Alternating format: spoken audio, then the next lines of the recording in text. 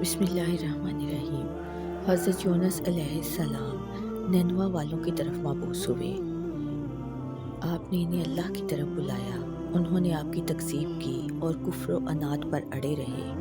اسی طرح ایک طویل مدت گزر گئی تو یونس علیہ السلام بستی سے نکل گئے اور لوگوں کو فرما گئے کہ 3 دن کے بعد ان پر عذاب آ جائے گا۔ جب حضرت یونس علیہ السلام باہر تشریف لے گئے تو قوم کو یقین ہو گیا کہ اب عذاب ضرور نازل ہوگا۔ اس وقت اللہ تعالیٰ نے ان کے دلوں میں توبہ کی طرف توجہ پیدا فرما دی۔ انہیں اپنے نبی کے ساتھ بدسلوکی پر ندامت محسوس ہوئی، چنانچہ انہوں نے پھٹے پرانے کپڑے پہن لیے، جانوروں کے بچوں کو ان کی ماؤں سے الگ کر دیا۔ پھر وہ رو رو کر عاجزی کے ساتھ اللہ سے دعائیں مانگنے لگے۔ مرد بھی روتے تھے، عورتیں بھی، بچے بھی روتے تھے اور مائیں بھی۔ اونٹ بھی بلبلاتے تھے، ان کے بچے بھی، گائیں بھی رامتی تھیں، بچھڑے بھی، بکریاں بھی منمناتی تھیں اور میمنے بھی۔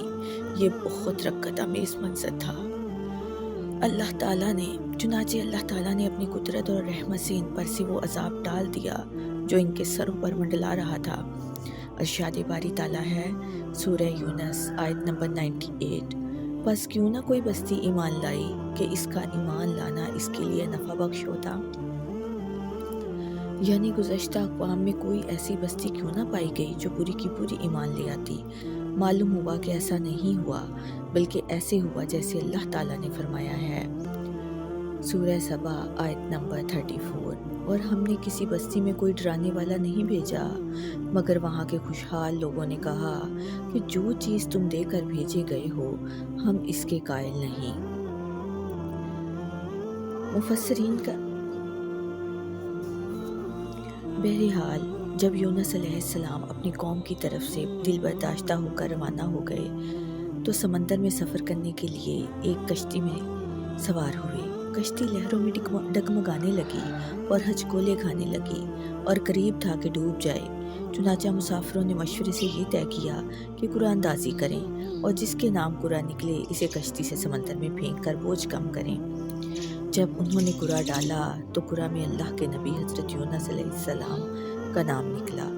لوگ یونس کے زہد و تقویٰ سے واقف تھے، انہوں نے آپ کو دریا میں پھینکنا پسند نہ کیا۔ انہوں نے دوبارہ قرآن ڈالا تو پھر آپ کا نام نکل آیا۔ آپ نے چھلانگ لگانے کا ارادہ کیا تو دوسرے مسافروں نے پھر آپ کو منع کر دیا۔ انہوں نے تیسری بار قرآن ڈالا تب بھی آپ کا نام نکلا، کیونکہ اللہ تعالیٰ کی مرضی یہی تھی۔ ارشاد باری تعالیٰ ہے، اور بلا شبہ یونس نبیوں میں سے تھے۔ جب وہ بھاگ کر بھری کشتی میں پہنچے اور پھر قرآن اندازی ہوئی تو یہ مغلوب ہو گئے، سو انہیں مچھلی نے نگل لیا اور وہ خود اپنے آپ کو ملامت کرنے لگ گئے۔ جب قرآن میں آپ کا نام نکلا تو آپ کو سمندر میں پھینک دیا گیا۔ اللہ تعالیٰ نے بحیرہ روم کی ایک بڑی مچھلی بھیج دی، وہ آپ کو نگل گئی۔ اللہ تعالیٰ نے اسے حکم دیا کہ وہ آپ کا گوشت نہ کھائے اور ہڈی نہ توڑے، کیونکہ آپ اس مچھلی کا رزق نہیں تھے۔ جب آپ مچھلی کے پیٹ میں پہنچ گئے تو آپ نے سوچا کہ آپ فوت ہو گئے ہیں، لیکن آپ نے اپنی اعضاء کو حرکت دی تو اعضاء نے حرکت کی۔ تب آپ کو معلوم ہوا کہ آپ ابھی زندہ ہیں، چنانچہ اللہ کے لیے سجدہ میں گر گئے اور فرمایا، یا رب، میں نے ایسی جگہ کو تیرے لیے مسجد بنایا ہے کہ اس طرح کے مقام پر کسی نے تیری عبادت نہیں کی۔ مچھلی آپ کو لے کر گہرے سمندروں میں گھومنے لگی۔ آپ نے مچھلیوں کو رحمان کی تسبیح کرتے سنا اور کنکریوں سے اللہ کی تسبیح سنی۔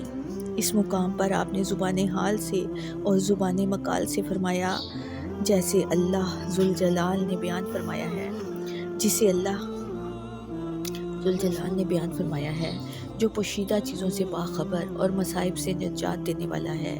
وہ ہلکی سے ہلکی آواز سنتا ہے اور بڑی سے بڑی دعا قبول کرتا ہے۔ ارشاد باری تعالیٰ ہے، سورہ انبیاء آیت نمبر 87 تا 88۔ اور مچھلی والے کو یاد کرو جب وہ اپنی قوم سے ناراض ہو کر غصے کی حالت میں چل دیے اور خیال کیا کہ ہم اس پر قابو نہیں پا سکیں گے۔ آخر اندھیرے میں اللہ کو پکارنے لگے کہ تیرے سوا کوئی معبود نہیں، تو پاک ہے اور بے شک میں قصوروار ہوں۔ تو ہم نے ان کی دعا قبول کر لی اور ان کو غم سے نجات بخشی، اور ایمان والوں کو ہم اسی طرح نجات دیا کرتے ہیں۔ اس نے خیال کیا کہ ہم اس پر قابو نہیں پا سکیں گے، کا مطلب یہ ہے کہ آپ نے گمان کیا کہ اللہ آپ پر تنگی اور سختی نہیں کرے گا۔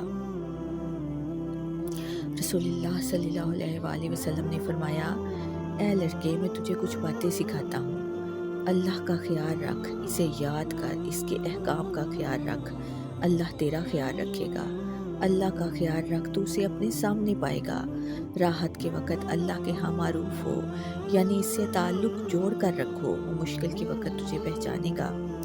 حضرت ابو ہریرہ کی روایت سے حدیث ہے کہ رسول اللہ صلی اللہ علیہ وآلہ وسلم نے فرمایا، جب اللہ تعالیٰ نے یونس علیہ السلام کو مچھلی کے پیٹ میں قید کرنے کا ارادہ فرمایا تو اللہ نے مچھلی کو وحی کی، اسے لے لو، لیکن اس کا گوشت زخمی نہ کرنا اور نہ ہڈی توڑنا۔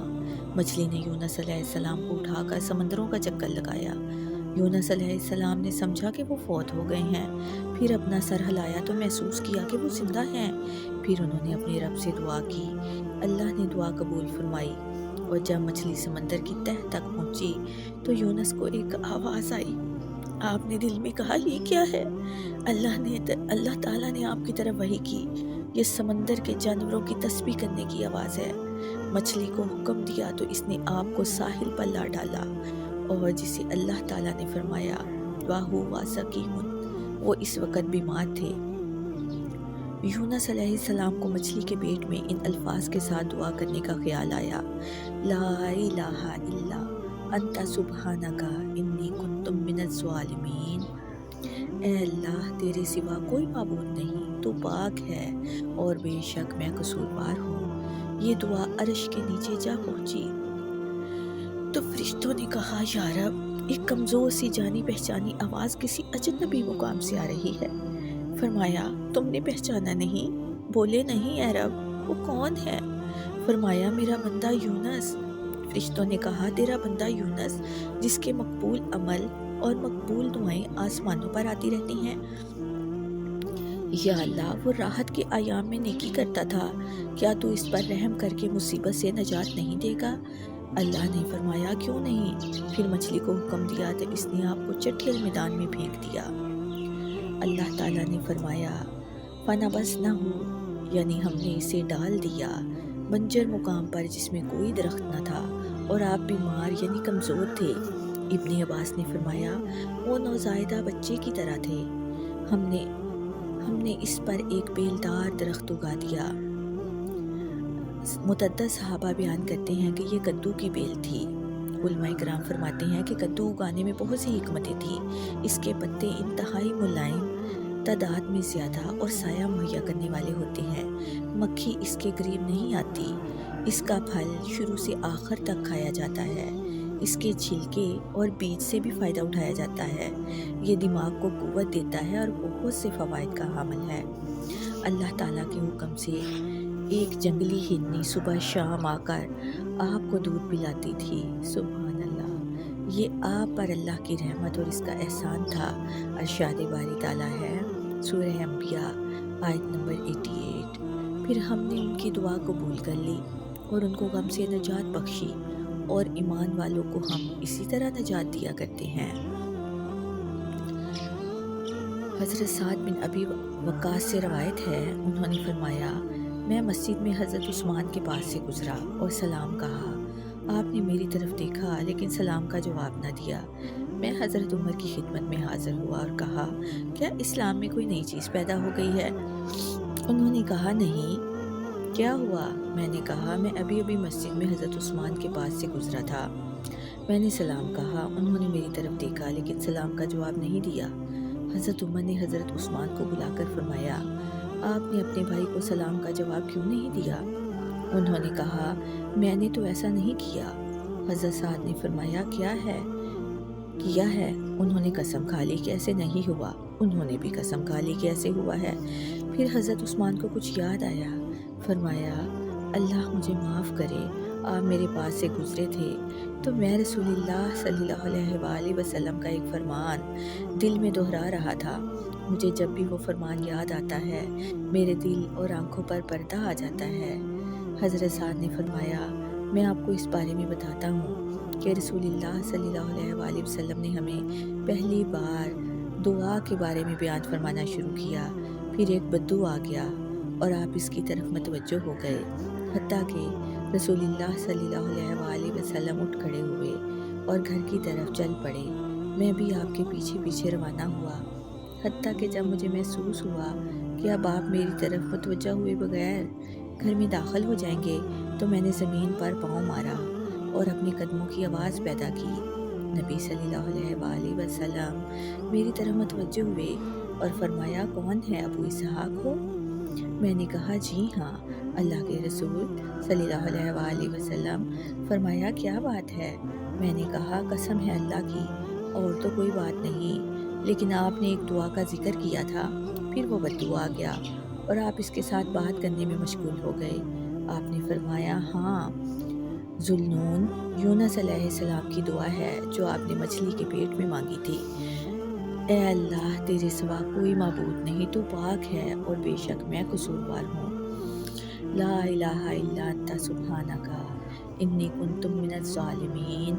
جو مسلمان کسی بھی معاملے میں اپنے رب سے ان الفاظ کے ساتھ دعا کرتا ہے تو اللہ اس کی دعا قبول فرماتا ہے۔